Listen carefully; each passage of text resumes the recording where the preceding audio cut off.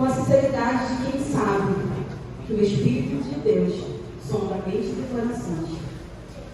A primeira pergunta que o Senhor me fez, e para que eu faça também para a igreja, é: onde está o seu coração?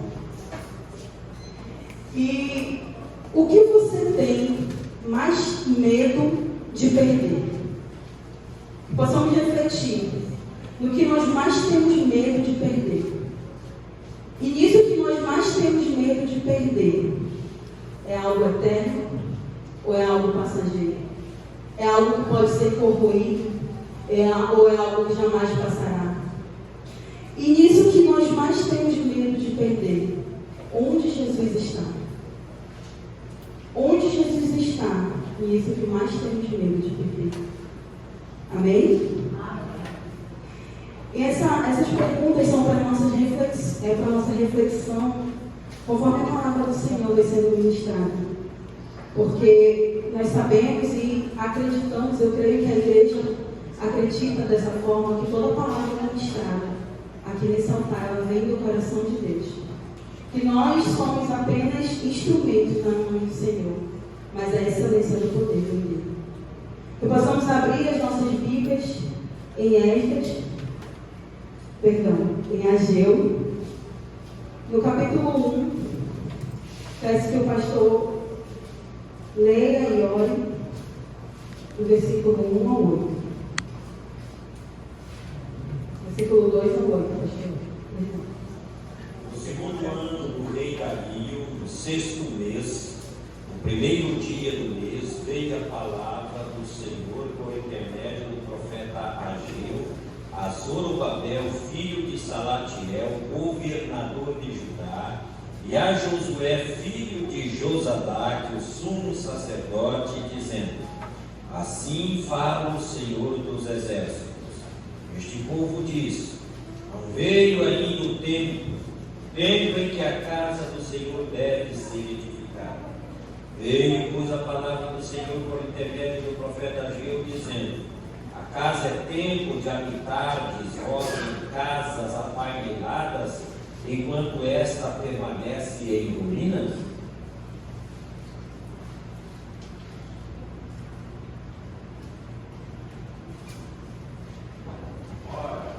Pois assim diz o Senhor dos exércitos: considerai o vosso passado.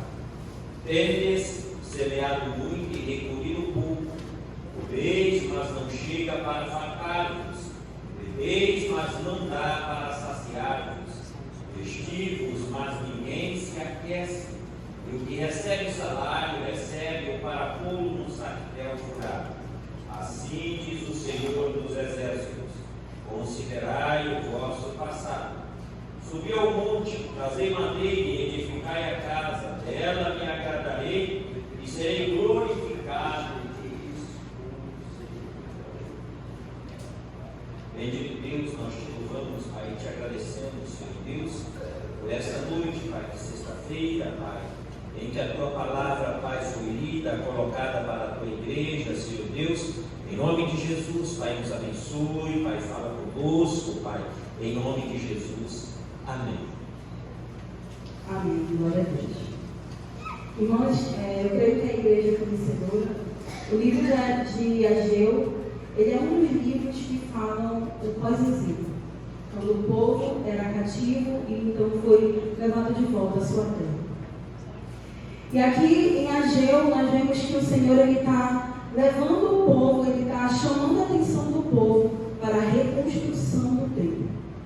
Esse povo, quando eles voltaram do exílio, eles começaram a reconstruir o templo com ânimo, Eles começaram a reconstruir com alegria esse templo. E ali foi feito um altar, foi colocado alicerces, porém vieram as lutas, vieram as oposições. Os samaritanos, eles chegaram para esse povo e disseram: nós queremos construir o templo do Senhor com vocês.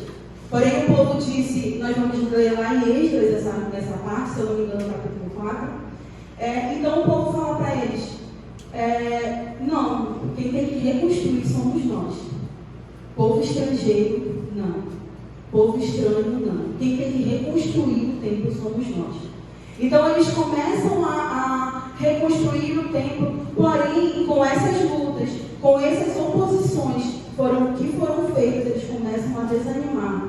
Porque então os samaritanos, eles levam até ao imperador e eles vão levando e fazem cartas para que a reconstrução do templo seja parada.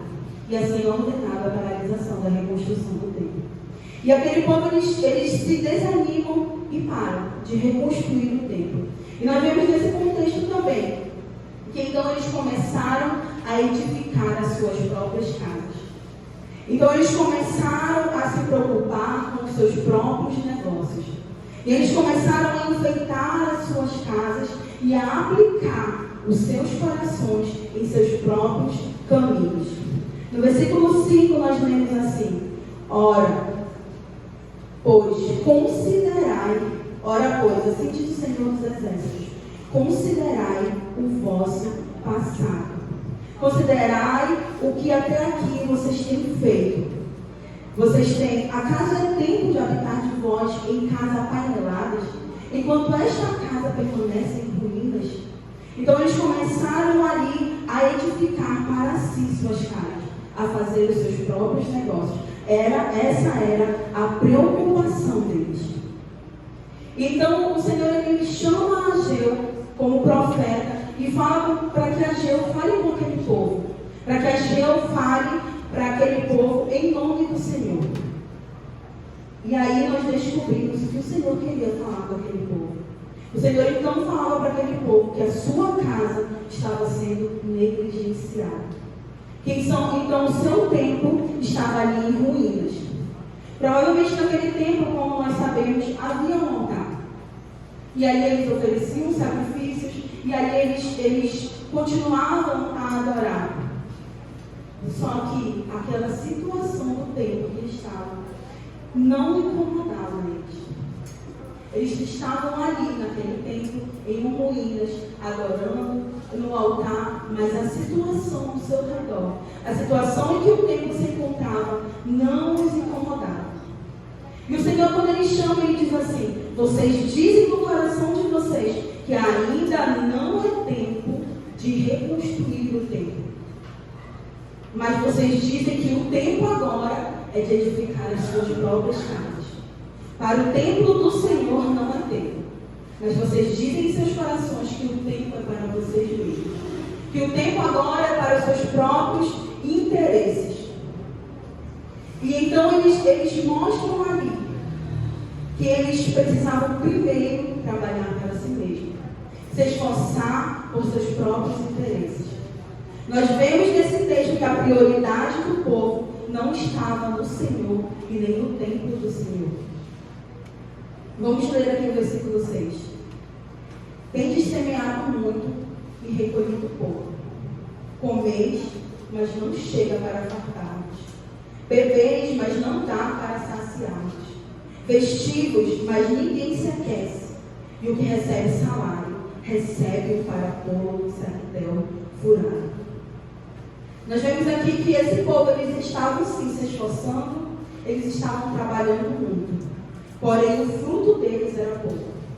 O fruto de todo aquele esforço era pouco. E por mais esforço que eles estavam fazendo, ainda não era o suficiente. E o Senhor, no versículo 9, lhe dá a resposta para aquele povo. Esperastes o muito, e este veio a ser pouco. E esse pouco, quando o trouxeste para casa, eu com uma sopro o dissipei. Por quê? Diz o Senhor dos Exércitos. Por causa da minha casa, que permanece em ruínas, ao passo que cada um de vós corre por causa da sua própria casa. Então aqui no versículo 9, o Senhor ele dá a resposta para esse povo. Por que vocês estão semeando tanto e vocês não colhem, não recolhem o fruto suficiente? Vocês comem, mas vocês não se fartam. Vocês se vestem, mas ainda sentem frio. Porque o que vocês estão fazendo não é eterno. Todo o esforço que vocês estão tendo não é eterno. Porque as suas prioridades estão em lugar indevido. Então o Senhor ele fala: Isso está acontecendo por causa da negligência com a minha casa. Por causa da negligência com o templo. A falta de bênçãos, a falta do fruto de vocês é por causa da negligência com o templo. Então o Senhor, Ele nos desperta nessa noite. Que o tempo que aquele povo estava falando, não é tempo. Não é tempo de reconstruir a casa do Senhor. Não é tempo. O tempo agora é para nós. O tempo agora é para os meus próprios interesses. Ainda não é tempo. Talvez, eu não sei, mas talvez eles poderiam pensar: eu tenho tempo suficiente. Ainda há tempo. Ainda há tempo. Ainda há tempo. Mas a palavra do Senhor nos diz que ninguém sabe o dia nem a hora. Ninguém sabe quando o Senhor irá voltar. Então, enquanto eles diziam não é tempo, qual é o tempo então? Qual é o tempo então? Se o Senhor ele não for prioridade, qual é o tempo? E o Senhor me chama nessa noite para nos dizer que é tempo de se voltar para o Senhor. Sim, é tempo de voltar a buscar como no início, porque aquele povo, no início eles começaram bem.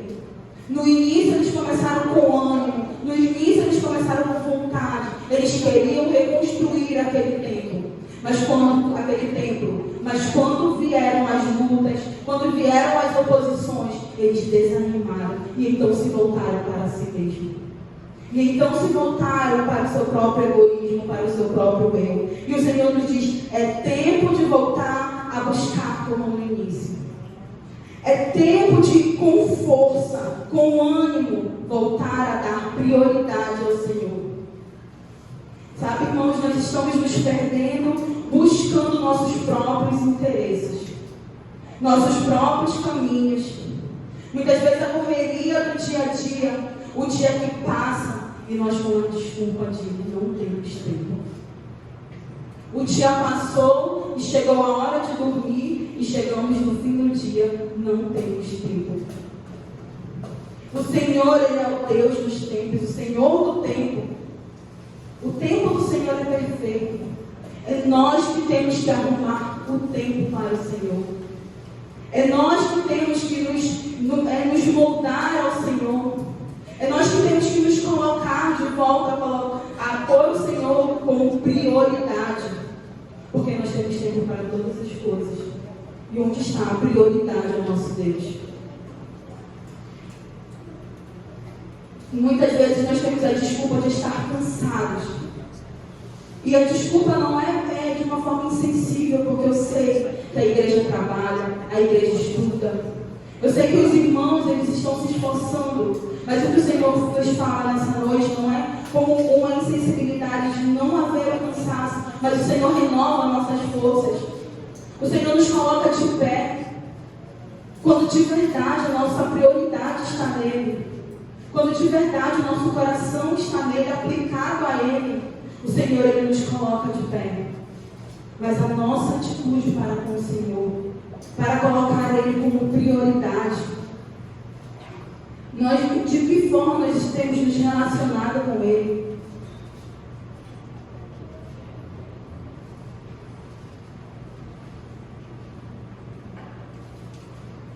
O Senhor ele conhece os nossos dias.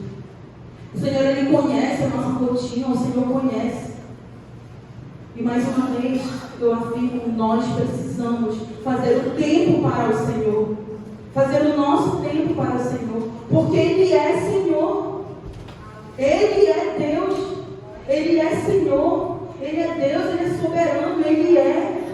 Tirar o Senhor desse lugar de tudo bem, Senhor. Hoje não deu. Amanhã de novo não dá. E amanhã, e amanhã, e amanhã. E vamos nos acostumando. Vamos nos acostumando a edificar as nossas próprias casas. A correr para nós mesmos. E a prioridade do Senhor. E o Senhor, Ele quer que nós sejamos enviados no sentido de falar da sua palavra, porque essa é a nossa comissão. Porém, o Senhor quer reconstruir em nós. Reconstruir em nós primeiro o relacionamento. Reconstruir em nós primeiro o altar. Reconstruir em nós primeiro o templo. Nós precisamos saber que nós estamos diante do Rei dos Reis, do Senhor dos Senhores. O Senhor, Ele não é digno das sobras, mas do lugar de prioridade. Ele é digno do nosso tudo. E nele nós temos contentamento. Esse povo, eles estavam trabalhando e trabalhando muito. Porém, eles estavam colhendo pouco. E sabe, irmãos, sobre contentamento, eu me lembro de Paulo, quando ele diz: eu já tive muito, eu já tive pouco, eu já passei fome, eu já tive um banquete. Porém, o seu contentamento estava no Senhor. O seu contentamento não estava nas coisas. O seu contentamento estava no Senhor. Mas algo lindo que nós vemos aqui no versículo 12. Então Zorobabel, filho de Salatiel, parece que o irmão André veio.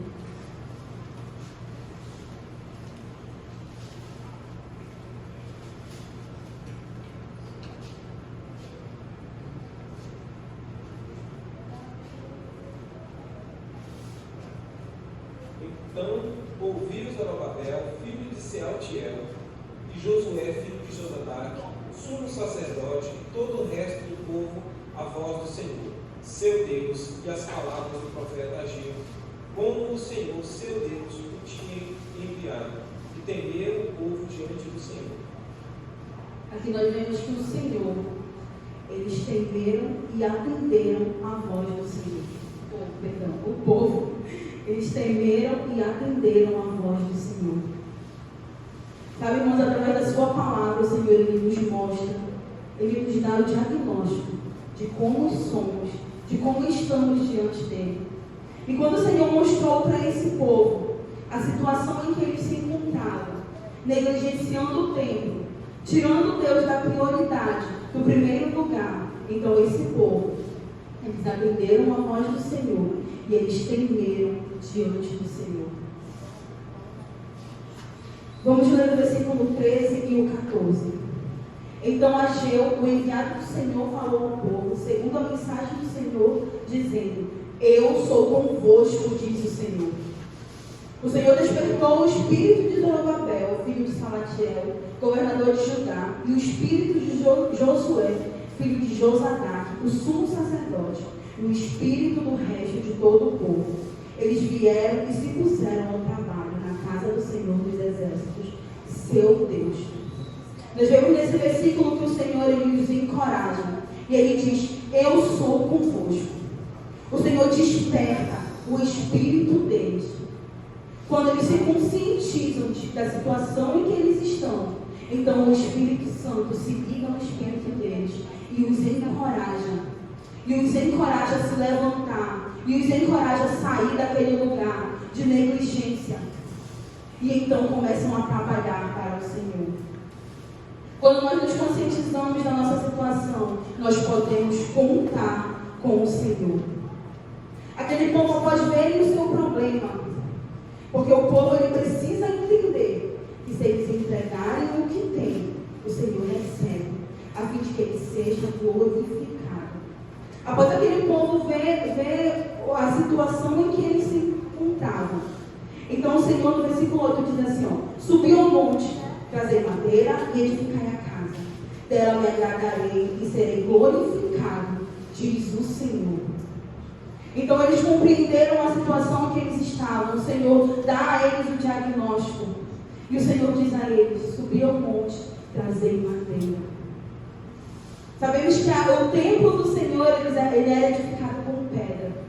Mas o Senhor diz: trazei madeira. Porque se você se esforça em ir até o Senhor, de todo o coração, o Senhor, Ele recebe.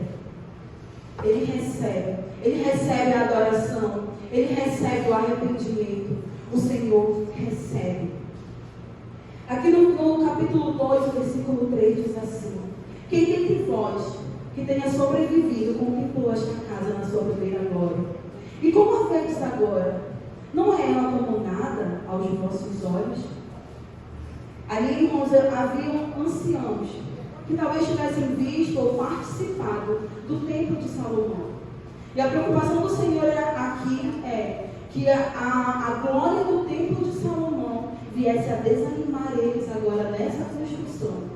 Porque nós vemos no versículo 1, os irmãos leiam em casa, no versículo 1 diz assim: no segundo ano do reinado, no 7º mês. Ou seja, passou um mês de que eles tinham recomeçado a construção. Mas talvez essa situação o estaria desanimando. A situação de que essa construção agora, ela não se compara com a glória do templo de Salomão. Mas o Senhor, ele está falando: ora, pois, ser forte, Zorobabel, diz o Senhor, e ser forte, Josué, filho de Josadac, o sumo sacerdote, e tu, todo o povo da terra, ser forte, diz o Senhor, e trabalhai, porque eu sou convosco, diz o Senhor dos exércitos. Aqui o Senhor, ele está falando conosco nessa noite. Talvez a nossa mente, a nossa memória, de quando nós começamos na presença do Senhor animados, de quando começamos na presença do Senhor com vontade, e aí, não, mas agora eu não vivo mais as mesmas experiências que eu vivia antes. Não, agora é diferente, mas o Senhor, ele diz, aqui no versículo 9 do capítulo 2, a glória desta última casa será maior do que a da primeira, diz o Senhor dos exércitos. E neste lugar darei a paz, diz o Senhor dos exércitos. Talvez agora o nosso pensamento seja: eu não vivo as mesmas experiências, eu não vivo as mesmas coisas. Mas se nós aplicarmos o coração no Senhor, Ele pode fazer ainda mais. Ele pode revelar para nós ainda mais glória. Ele pode revelar para nós ainda mais. Ele pode nos encher ainda mais, nos fazer alcançar ainda mais. Porque o Senhor, Ele é infinito. E Ele tem prazer em se revelar. O Senhor tem prazer no relacionamento conosco. E Ele nos diz: ser forte. Ser forte, trabalhar e faz a sua parte, porque eu sou convosco. Aplique o seu coração em reconstruir esse templo. Aplique o seu coração em orar. Aplique o seu coração na palavra. Aplique o seu coração em buscar o Senhor. Faça a sua parte, porque eu sou convosco. No versículo 5 do capítulo 2 diz: segundo a palavra da aliança que fiz convosco, quando saíste do Egito, o meu Espírito habita no meio de vós. Não temais. Não temais. O Senhor, Ele nos fez templo do Espírito Santo. O Senhor, Ele nos fez templo do Espírito Santo. E a sua palavra não volta atrás. O Senhor, Ele é fiel. E se aplicarmos o nosso coração no Senhor, sabe, irmãos, o primeiro amor não é somente aquela alegria que nós sentimos, porque sim, o Senhor, Ele tem a alegria para nós, mas o Senhor, Ele fala sobre continuar, fome, sede, continuar, e vai ter dias que nós não vamos ter fome e sede, mas por amor ao Senhor nós vamos buscá-lo, por amor a Ele nós vamos continuar, nós vamos perseverar. O primeiro amor, ele não é passageiro para aqueles que amam o Senhor. Ele não é algo que somente vai ficar na nossa memória, mas ele é algo atual. É algo atual. E sabe, nós vemos aqui o Senhor fala: olha, a falta de bênçãos para vocês é porque vocês estão negligenciando a minha casa. É porque vocês estão negligenciando o culto. É porque vocês estão negligenciando a vida comigo. A falta de bênçãos para vocês é essa. Mas se vocês se aplicarem, as bênçãos virão até vocês. O Senhor Jesus, Ele nos diz: buscar em primeiro lugar o reino de Deus, e todas essas coisas vos serão acrescentadas. O reino de Deus é a sua justiça, e todas essas coisas vos serão acrescentadas.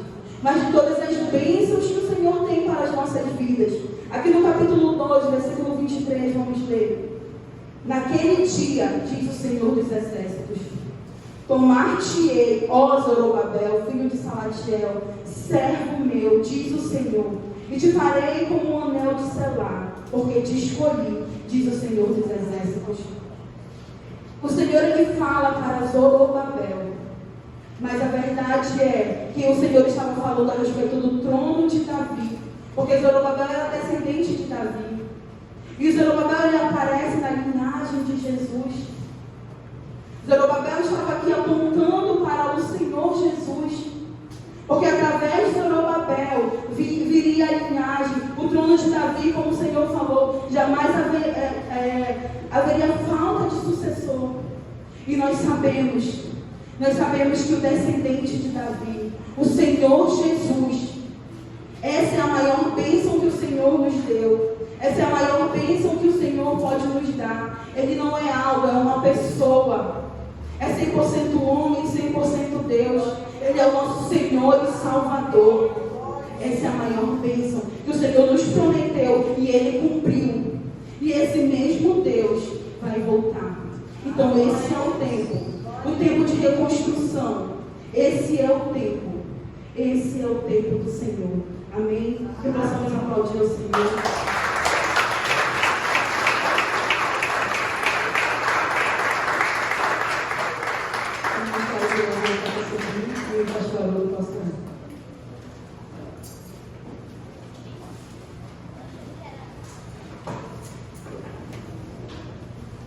Senhor Deus, te agradecemos, Pai querido, pela tua palavra, Pai, ministrada, Senhor Deus, para as nossas vidas, Pai. Em nome de Jesus, Pai, nós aceitamos, Pai, recebemos, Pai, esta palavra, Senhor Deus, como vinda direta do trono de Deus. Em nome de Jesus, nós agradecemos, Pai, e queremos, Pai, praticar a tua palavra, Senhor Deus, viver a tua palavra, Pai. Em nome de Jesus. Amém.